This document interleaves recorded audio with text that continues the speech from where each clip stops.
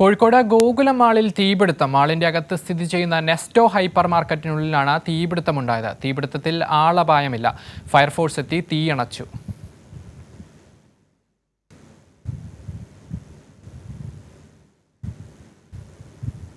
അരയടുത്ത് പാലത്തുള്ള ഗോകുലം മാളിൽ തീപിടുത്തം ഉണ്ടായത്. മാളിനുള്ളിലെ നെസ്റ്റോ ഹൈപ്പർ മാർക്കറ്റിലെ ഇലക്ട്രോണിക്സ് വിഭാഗത്തിലാണ് തീപിടുത്തം ഉണ്ടായത്. തീപിടുത്തം ഉണ്ടായതിനെ തുടർന്ന് പോലീസും ഫയർഫോഴ്സും ഉടനെ സ്ഥലത്തെത്തുകയായിരുന്നു. പെട്ടെന്ന് തന്നെ തീ അണച്ചെങ്കിലും മാളിലാകെ പുക വ്യാപിക്കുകയായിരുന്നു. പുക ഉയരുന്നതിനാൽ ഒരാൾക്ക് ശ്വാസതടസ്സം ഉണ്ടായി. എല്ലാവരും സുരക്ഷിതരാണെന്ന് ഗോകുലം മാൾ സിഇഒ രജനി കൈരളി ന്യൂസിനോട് പറഞ്ഞു. ചെറിയതായിട്ടൊരു സ്പാർക്ക് വന്നേ ഉള്ളൂ, പക്ഷെ അതിന്റെ സ്മോക്കാണ് ഭയങ്കരമായിട്ട് വന്നു പോയത്. അത്രേ ഉള്ളൂ. അതിപ്പോ ക്ലിയർ ചെയ്തോണ്ടിരിക്കുക. എല്ലാം ഒന്നുമില്ല, നത്തിങ് ടു വറി. മാളിനുള്ളിലെ വൈദ്യുതി ബന്ധം വിച്ഛേദിച്ചതിനാൽ ലിഫ്റ്റിനുള്ളിൽ കുടുങ്ങിയ ഒരാളെ പിന്നീട് ഫയർഫോഴ്സ് എത്തി രക്ഷിക്കുകയായിരുന്നു.